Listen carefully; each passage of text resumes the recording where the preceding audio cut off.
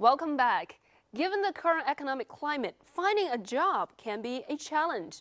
So many people are deciding to get in business for themselves. But how do you decide where to start? We'll tell you which industries are seeing the most growth. Here we have Martin Henery with Manchester Enterprise Centre. Hi, Martin. Hi. What I've found in the last few years, we've seen more and more entries into our ideas competition from students. These ideas are both increased in number and in quality. What we've found over the last few years is the number of Chinese students, the business ideas that they're coming up with.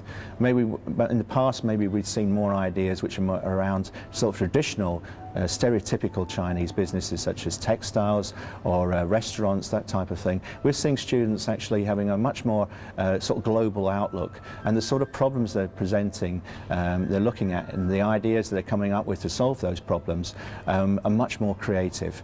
But what they do have is a great infrastructure back home to help them take those businesses forward. Relatives are able to provide money and support and good business advice.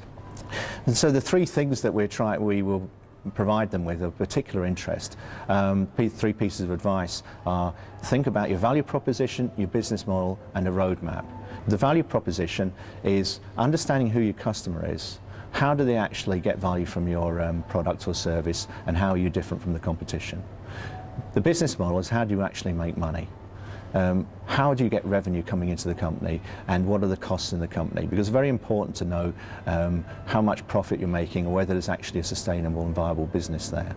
And thirdly is a roadmap, is understanding where you're trying to take the business to. Where do you want to be in 3 to 5 years from now? You need that focus. You need to understand the resources, the people, the money, the equipment that you need to take that business forward.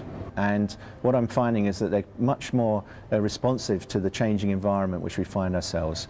The ideas show an understanding of the problems that businesses are having, and they're trying to deal with those issues.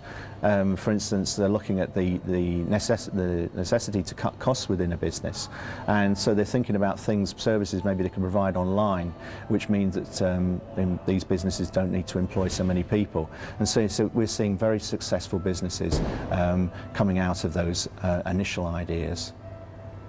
So back to the studio. Thank you. That was Martin Henery from Manchester Business School.